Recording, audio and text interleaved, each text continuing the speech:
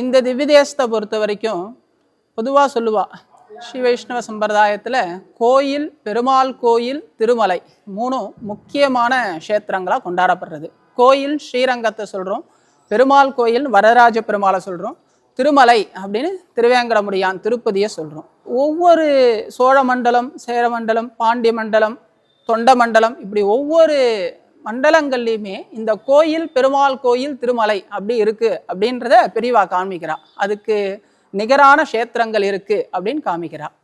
அதன்படி பார்த்தோம்னா இந்த திவ்யதேசத்தை திருவேங்கடம் திருப்பதிக்கு நிகராக சொல்லப்பட்டிருக்கு.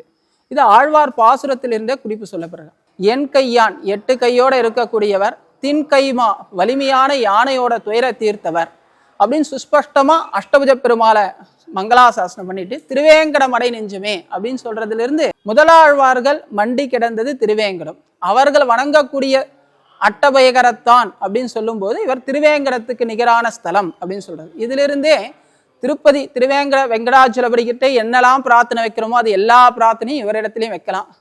எல்லாத்தையும் போக்க சகலவித சௌபாக்கியங்களையும் கொடுக்கக்கூடிய பெருமாள் அப்படின்றது சுஸ்பஷ்டமா தெரிகிறது.